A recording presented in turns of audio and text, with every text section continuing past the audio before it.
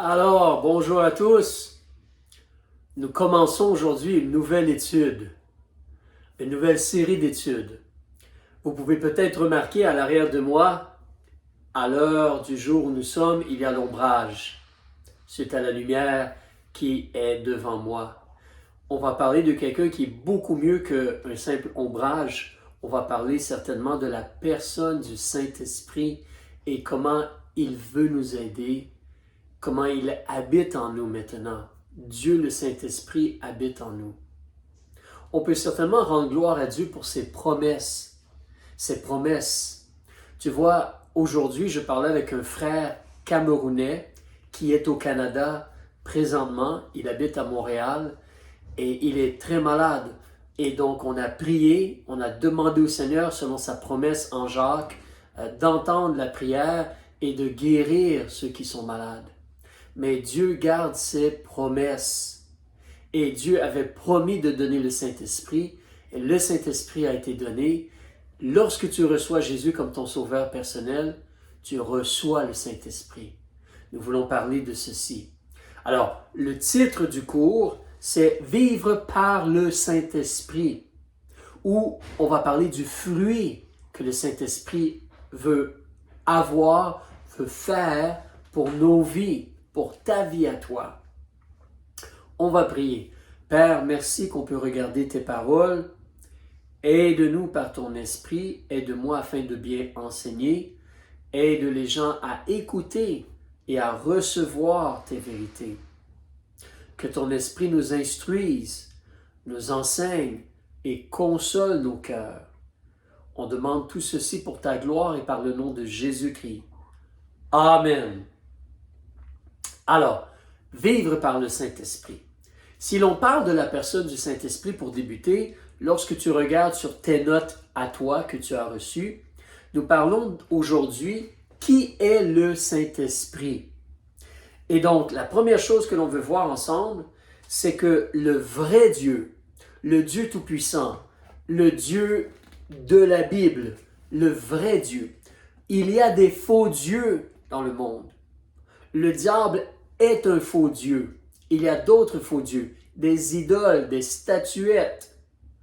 Mais le vrai Dieu, le Dieu qui a tout créé, qui s'est fait connaître en nous donnant la Bible, le Dieu qui est révélé par la Bible, ce Dieu-là, il est manifesté en trois personnes. Il y a un seul Dieu, mais il est manifesté en trois personnes. Si tu regardes avec moi, donc, la première épître de Jean au chapitre 5 et au verset 7, on nous dit, sur ta feuille tu as le verset, « Car il y en a trois qui rendent témoignage dans le ciel, le Père, la Parole et le Saint-Esprit. Et ces trois-là sont un. » Donc, il y en a trois dans le ciel qui rendent témoignage, le Père, la Parole, aussi appelée le Fils, et aussi le Saint-Esprit. Ils sont un. Donc, il y a un seul Dieu. Alors, nous avons déjà parlé de cela, mais nous pouvons réaliser, tu vois, moi, tout comme toi, nous sommes une seule personne. Il y a un Éric Labonté, avec mes parents, la date de naissance, tous les détails sur moi. Il y en a un seul comme cela.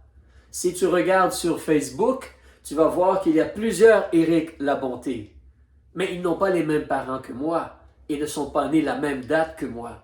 Ils n'ont pas les mêmes informations que moi. Mais il y a un seul Éric Labonté comme il y a un seul toi. Mais en réalité, nous sommes trois parties. C'est-à-dire que nous avons un corps physique, nous avons aussi un esprit. Nous pensons, nous pouvons être en communion avec Dieu par son esprit.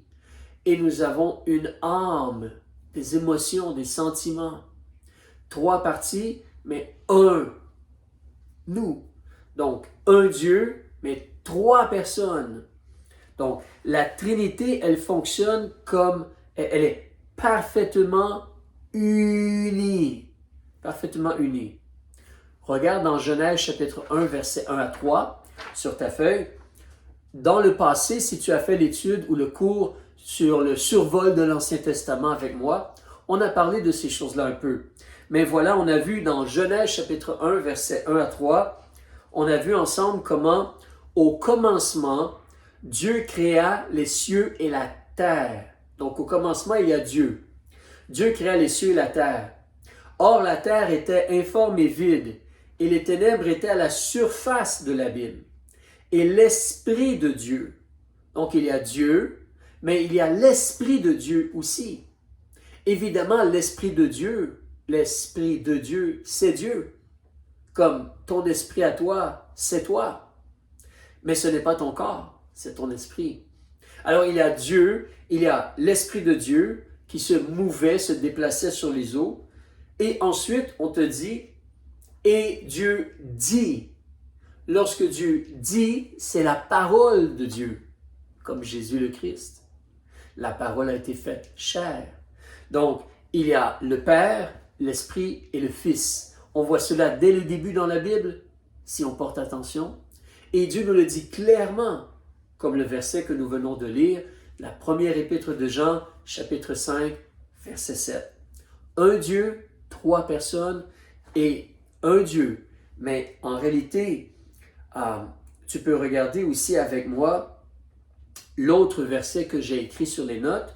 En 2 Corinthiens chapitre 13, verset 13, on te parle de la grâce du Seigneur Jésus-Christ, l'amour de Dieu, Dieu et son amour, Jésus et sa grâce, son aide, sa faveur, et la communication du Saint-Esprit soit avec vous tous. Amen. 3 personnes encore, mais un seul Dieu, parfaitement uni. Les 3 personnes, le Père, la parole, aussi appelé le Fils, et le Saint-Esprit, les 3 sont parfaitement divins.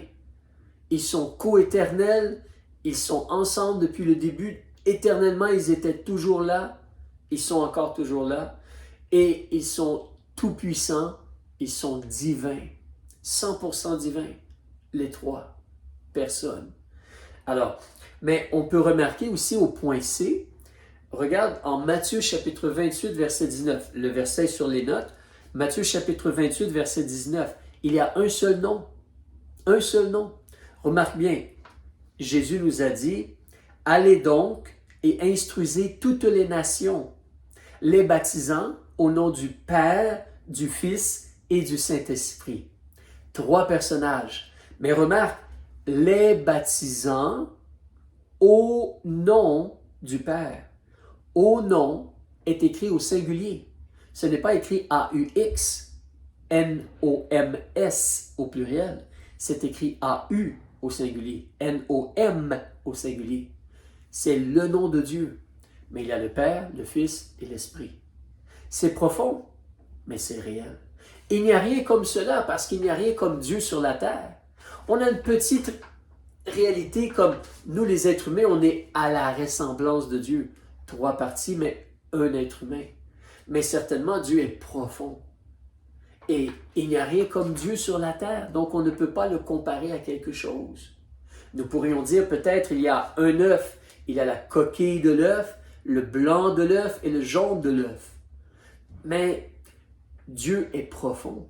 Mais il y a un Dieu qui est révélé, manifesté, présenté dans la Bible comme étant 3 personnes.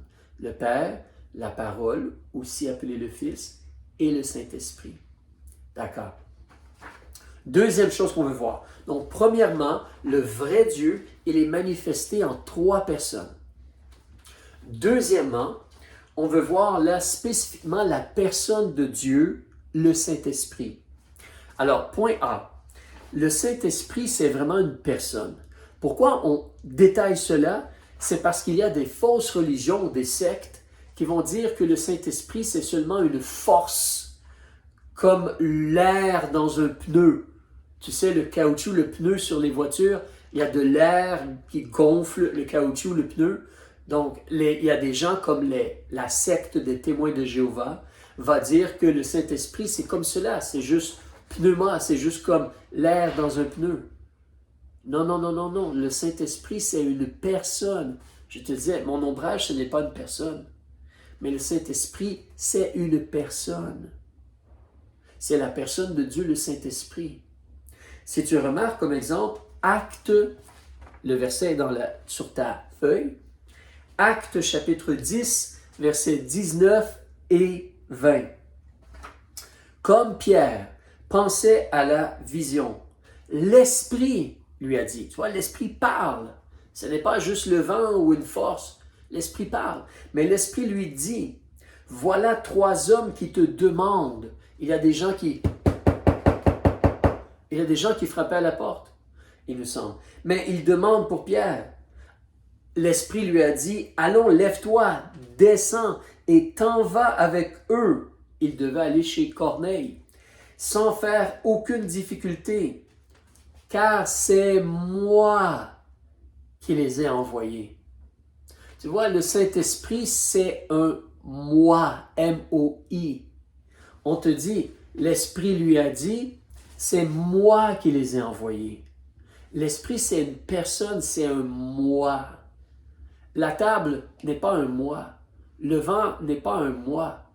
Mais un être humain ou une personne est un moi. L'Esprit est une personne. Il n'est pas seulement une force. Oui, il est tout-puissant, le Saint-Esprit, mais il est une personne. Si tu remarques ensuite en Actes, chapitre 13 et verset 2, ici on parle de Paul ou Saul et Barnabas. Saul va devenir Paul.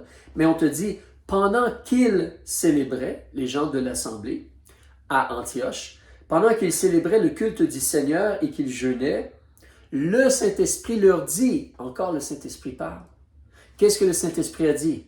Mettez à part pour moi. Le Saint-Esprit, c'est une personne, c'est moi. C'est une personne.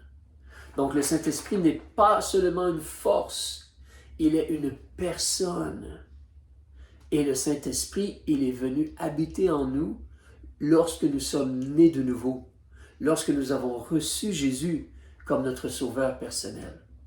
On va détailler un peu plus ces choses-là dans les prochaines études. Mais le Dieu de la Bible, le vrai Dieu, il est manifesté, révélé, 3 personnes. Co-éternel, coexistant, tous divins. Un seul Dieu, 3 personnes. Et le Saint-Esprit, spécifiquement, le Saint-Esprit, comme la 3e personne de la Trinité, le Saint-Esprit est une personne. Ensuite, donc, il veut avoir comme une relation avec toi pour t'enseigner, te consoler, t'aider dans ta vie. Jésus n'est pas sur la terre présentement, mais le Saint-Esprit, il habite en toi si tu es né de nouveau. Dieu habite en toi pour t'aider. Incroyable. Alors, on continue. Si tu tournes ta page dans tes notes, le Saint-Esprit est aussi une personne parce qu'il possède les attributs. Les attributs, ce qu'il représente là, les attributs d'une personne, ce qu'une personne normalement a ou est. Alors, le Saint-Esprit a les attributs d'une personne. Comme exemple, il connaît des choses. La table à côté de moi, la porte ici ne connaît rien. Mais le Saint-Esprit, il connaît. En 1 Corinthiens chapitre 2, verset 11, sur ta feuille, on te dit, « Car qui est ce qui connaît ce qui est en l'homme, si ce n'est l'esprit de l'homme qui est en lui? De même aussi personne ne connaît ce qui est en Dieu, si ce n'est l'esprit de Dieu. » L'esprit de Dieu connaît les choses de Dieu. Il n'est pas une force, il est tout-puissant, mais il connaît le Père. Il a une relation avec le Père. Et il veut t'aider à connaître le Père. Il veut avoir une relation avec toi. Alors, on est sur l'endos, l'autre côté de la page. Ensuite, il a une volonté aussi. Encore là, tu vois, mon chandail n'a pas de volonté. C'est une chose. Mais le Saint-Esprit, c'est une personne. Il a un désir, une volonté. Alors, 1 Corinthiens chapitre 12, verset 11. Un seul et même esprit, E majuscule, opère toutes ces choses, distribuant à chacun ses dons. Dans cette série d'études, nous allons parler des dons du Saint-Esprit. Mais on te dit, il distribue à chacun ses dons comme il lui plaît. Il a un désir. une volonté, le Saint-Esprit, comme il lui plaît. Il va distribuer ses dons aux enfants de Dieu, à ceux qui sont nés de nouveau. Alors, troisième chose, il a aussi une affection ou de l'affection. Parce que Romains chapitre 8, verset 27 nous dit « Toutefois, celui qui sonde les cœurs, Dieu, connaît quelle est l'affection de l'Esprit, qui prie selon Dieu pour les saints. L'Esprit intercède pour toi. L'Esprit prie pour toi. Il est une personne. Jésus intercède pour toi. L'Esprit intercède pour toi. Une troisième chose, pas seulement il a de l'affection, mais il a spécifiquement de l'amour. Si tu regardes dans Romains 15, verset 30, « Je vous conjure donc, frères, par notre Seigneur Jésus-Christ et par l'amour de l'Esprit, de combattre avec moi dans les prières que vous ferez à Dieu pour moi. » L'amour de l'Esprit. Le Saint-Esprit est en toi, l'amour de Dieu est en toi. Alors, troisième chose, donc on a vu, il y a un Dieu manifesté en trois personnes et on a vu que le Saint-Esprit est une personne et non une force ou une chose. En troisième lieu, on veut réaliser que le Saint-Esprit, il est parfaitement divin. Il est 100% divin, le Saint-Esprit. Il est Dieu. Il n'est pas le Père. Il n'est pas le Fils. Il est le Saint-Esprit, mais il est 100% divin. Un Dieu, un nom, trois personnes. C'est profond, mais c'est réel. Alors, le Père a envoyé le Fils qui est mort sur la croix pour moi et toi, pour nous délivrer du jugement. Il a versé son sang divin pour couvrir nos péchés. Il est monté à la droite du Père pour offrir son sang pour couvrir nos péchés, pour nous racheter, nous sauver, laver nos péchés, nous donner la vie éternelle. Et il est monté à la droite du Père, puis il a répandu le Saint-Esprit. Le Père et le Fils ont donné le Saint-Esprit, qui habite maintenant en tous ceux qui ont reçu Jésus comme leur sauveur personnel. Donc, tous ceux qui sont nés de nouveau. Alors, le Saint-Esprit, il est parfaitement divin. Là, si tu veux prendre ta Bible, on va devoir regarder un peu dans la Bible. Actes chapitre 5. Donc, ici, je n'ai pas pu mettre tous les versets sur la feuille. Actes des apôtres, chapitre 5, donc vers le début du Nouveau Testament. Et tu veux spécifiquement la page 170, 170, vers la fin de ta Bible, dans le Nouveau Testament, Actes des apôtres, chapitre 5. Je te donne quelques instants pour y tourner. Actes des apôtres, chapitre 5. On va regarder une petite histoire ici qui démontre que le Saint-Esprit, il est divin. Il est Dieu. Alors, on a l'histoire de deux personnages, un couple. Au verset 1, on te dit qu'il y avait un homme nommé Ananias et avec Saphira, sa femme. Ils ont vendu une possession, mais là, ils ont retenu, au verset 2, on te dit qu'ils ont retenu une part du prix de concert avec sa femme. Et il en apporta le reste et le mit aux pieds des apôtres. Il semble qu'il a comme menti en présentant un sac plein d'argent peut-être et démontrant, regardez, j'ai vendu mon terrain, voici tout l'argent de mon terrain, je fais cette bonne œuvre pour Dieu. Mais il mentait. Il avait gardé une partie de l'argent. Donc c'était comme un mensonge. Tu vas voir plus en lisant verset 3. Dieu le sait. Pierre semble avoir eu l'information. Pierre lui dit, Ananias, pourquoi Satan s'est-il emparé de ton cœur que tu aies menti au Saint-Esprit et détourné une part du prix de la terre? Tu as gardé une part au lieu de vraiment tout donner comme tu sembles dire. Verset 4, si tu l'eusses gardé, ne te demeurait-elle pas? Et l'ayant vendu, son prix n'était-il pas en ton pouvoir? Tu as fait un choix, mais pourquoi comme jouer le jeu? Pourquoi tromper ou mentir? C'est au Saint-Esprit que tu as menti. Remarque, je ne peux pas mentir à la porte. Je ne peux pas mentir à la caméra. La caméra n'est pas une personne. Toi, tu es un être humain. Tu peux te mentir à toi. On peut mentir au Saint-Esprit. C'est une personne. Mais ici, le Saint-Esprit, donc, il a menti au Saint-Esprit. Et si je continue au verset 4, donc, si tu l'euses gardé, comme nous avons lu, ne te demeurait-elle pas, le prix, et l'ayant vendu, son prix n'était-il pas en ton pouvoir, en la part, et comment as-tu résolu cette action dans ton cœur? Remarquez ce que Pierre lui dit ici, au verset 4, à la fin du verset 4. Ce n'est pas aux hommes que tu as menti, mais à Dieu. Oh. Tantôt, il a dit, tu as menti au Saint-Esprit. Là, il dit, tu as menti à Dieu. Le Saint-Esprit, il est Dieu. Ananias, il a menti à Dieu. Il a menti au Saint-Esprit. À Dieu, le Saint-Esprit. Il a menti à Dieu. C'est vraiment sérieux. Ce n'est pas bien du tout. Alors, ce qui s'est produit au verset 5, Ananias, à l'entendu de ces paroles, est tombé et a rendu l'esprit. Ce qui a causé une grande crainte à tous ceux qui en entendirent parler. Dieu n'aime pas le mensonge. Et ici, Dieu choisit de punir. Et là, sa femme ensuite, ils étaient de concert ensemble. On te dit, environ 3 heures après, sa femme, au verset 7, environ 3 heures après, sa femme, ne sachant rien de ce qui était arrivé, entra. Et Pierre, prenant la parole, lui dit, « Dis-moi, avez-vous vendu tant, en tel montant, le fond de terre? » Et qu'est-ce qu'elle dit? « Oui. »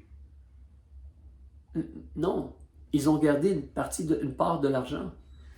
Alors, elle dit, « Oui, autant. » Et au verset 9, Pierre lui dit, « Pourquoi vous êtes-vous accordés, comme toi et ton mari, pour tenter l'Esprit du Seigneur? » On parlait de Dieu tantôt. On parlait du Saint-Esprit tantôt. Là, on parle de l'Esprit du Seigneur. C'est comme la Trinité. On parle du Père, du Seigneur, on parle de l'Esprit. Mais c'est comme mentir à Dieu. Le Saint-Esprit, l'Esprit du Seigneur est divin. 100% divin. 100% divin. Alors, donc, Dieu est manifesté en 3 personnes. Le Saint-Esprit est une personne. Tu veux le recevoir, tu veux le laisser t'aider dans ta vie. Le Saint-Esprit, il est 100% divin. Il n'est pas moins fort que le Père ou moins fort que le Fils. L'Esprit, le Fils, il est parfaitement soumis au Père. L'Esprit, il agit et comme parfaitement soumis aussi. Mais le Saint-Esprit est divin et tout-puissant. La dernière chose qu'on veut voir, c'est que justement, le Saint-Esprit, il donne la vie. Il donne la vie. L'Esprit de Dieu donne la vie. Alors, dans les notes que tu as, si tu regardes au point 4, l'Esprit, c'est le Créateur. Job, chapitre 33, verset 4, on nous dit, c'est l'Esprit de Dieu qui m'a fait. C'est le souffle du Tout-Puissant qui m'a donné la vie. L'Esprit de Dieu nous a créés, en réalité. Le Père, le Fils et l'Esprit, mais le Saint-Esprit nous a créés. La Trinité fonctionne parfaitement ensemble. Si tu regardes, l'Esprit a ressuscité Jésus. Le Père a ressuscité Jésus. Jésus s'est ressuscité tout seul. Tu peux lire cela dans Jean chapitre 2. Il mentionne aux gens, abattez ce corps, abattez ce temple, et je le relèverai dans 3 jours. Les gens pensaient qu'il parlait du temple à Jérusalem, le temple construit par les Juifs et ensuite, agrandi par Hérode. Mais non, il parlait de son corps, le temple de son corps. Abattez ce temple et je le relèverai dans 3 jours. Je le relèverai. Jésus s'est ressuscité seul. Mais le Saint-Esprit a ressuscité Jésus aussi. Si tu regardes dans 1 Pierre chapitre 3, verset 18, « Car Christ aussi a souffert une fois pour les péchés, lui juste pour les injustes, afin de nous amener à Dieu, ayant été mis à mort selon la chair, mais vivifié, comme ramené à la vie, par l'Esprit, E majuscule. L'Esprit de Dieu a vivifié, a ramené à la vie Jésus-Christ, après sa mort à la croix. Alors l'Esprit nous a donné la vie, l'Esprit a ressuscité Jésus, et c'est l'Esprit qui nous fait naître de nouveau. C'est important de se rappeler et de comprendre cela. Tu vois, si quelqu'un te prend et te plonge dans l'eau et te sort de l'eau, un baptême, Ou ce que certains gens font, et ça, ce n'est pas selon la Bible, on prend un peu d'eau, puis on met de l'eau sur le front, comme dans la secte de l'Église catholique romaine. C'est faux. Mais un baptême ne fait pas de toi quelqu'un qui est un enfant de Dieu. Tu dois devenir un enfant de Dieu. Et c'est un choix. Et c'est l'Esprit de Dieu qui te fait devenir un enfant de Dieu. Remarque ici dans Jean chapitre 3, au verset 5 et 6, Jésus il a répondu à M. Nicodème, « En vérité, je te dis que si un homme ne naît d'eau et d'esprit, il y a deux naissances, la naissance d'eau et la naissance par l'esprit, E majuscule. Si tu n'es pas né de ces deux naissances-là, tu ne peux entrer dans le royaume de Dieu. Qu'est-ce que la naissance d'eau? Il t'explique, ce qui est né de la chair est chair. La naissance d'eau, lorsque les os crèvent, tu sors du ventre de ta maman, ça c'est la naissance d'eau, c'est la naissance de la chair, c'est la naissance physique. Tous ont eu une naissance physique, sinon tu ne serais pas là en train de m'écouter, n'est-ce pas? Nous sommes nés physiquement, mais spirituellement, ce ne sont pas nos parents, c'est l'Esprit de Dieu. Alors, ce qui est né de la chair est chair, et ce qui est né de l'Esprit est esprit. Le Saint-Esprit nous ramène à la vie. Lorsque tu réalises que tu es coupable, que tu as brisé les lois de Dieu, et tu acceptes ce que Dieu dit, tu mérites le feu éternel, la seconde mort, l'étang ardent de feu et de soufre. Lorsque tu réalises que tu mérites cela, et que tu ne peux pas par toi-même pardonner tes péchés, ou faire assez de bien pour être délivré du jugement, parce que la dette de tes péchés, tu ne peux pas la payer. Mais Dieu, dans son amour, tu reconnais, tu acceptes, Christ est mort pour toi. Donc tu te détournes du péché, tu te tournes vers Jésus, tu places ta confiance en lui, et comme dans une prière, tu lui demandes de pardonner tes péchés. Tu lui demandes d'être ton sauveur personnel. À lui, tu lui confesses tes péchés et tu lui demandes la vie éternelle selon sa promesse. Lorsque tu fais cela, le Saint-Esprit vient habiter en toi et te ramène spirituellement à la vie. Fais de toi un enfant de Dieu. Le sang de Jésus-Christ est sur toi et tu es lavé de tes péchés. Tu es placé en Jésus-Christ maintenant. Tu es justifié maintenant. Et le Saint-Esprit habite en toi. Le Saint-Esprit habite en toi. Et comme le Saint-Esprit habite en toi, la vie est là. Regarde une dernière chose. Je veux te mettre un peu l'eau à la bouche pour les prochaines études. Jean chapitre 7. Jean chapitre 7, s'il te plaît. Regarde avec moi Jean chapitre 7, page 140 dans le Nouveau Testament. On va arrêter ici. Page 140. Jean chapitre 7, la première colonne dans la Bible, ou sur la page, tu veux le verset 37, 38, 39. On va lire ceci. Je te donne quelques secondes encore. Page 140, verset 37. Le dernier et le grand jour de la fête, Jésus se trouvait là et s'écriait, « Si quelqu'un a soif, qu'il vienne à moi et qu'il boive. » Jésus offre une eau spéciale, une eau différente. Verset 38. « Celui qui croit en moi, des fleuves d'eau vive couleront de son sein, comme dit l'Écriture. » De quoi parle-t-il? Verset 39. « Or, il dit cela de l'Esprit, E majuscule, le Saint-Esprit, la personne, Dieu le Saint-Esprit, la personne du Saint-Esprit. Or, il dit cela de l'Esprit que devaient recevoir ceux qui croiraient en lui, car le Saint-Esprit n'avait pas encore été donné, parce que Jésus n'était pas encore glorifié. Le Saint-Esprit a été donné maintenant. Mais tu vois, avec le Saint-Esprit en toi, parce que ça nous parle de fleuves d'eau vive qui vont couler de ton sein. Ça sort de ton sein, ça sort de toi, de ta poitrine, ça sort de toi. C'est des fleuves d'eau vive. Tu sais, l'eau vive comme vivante.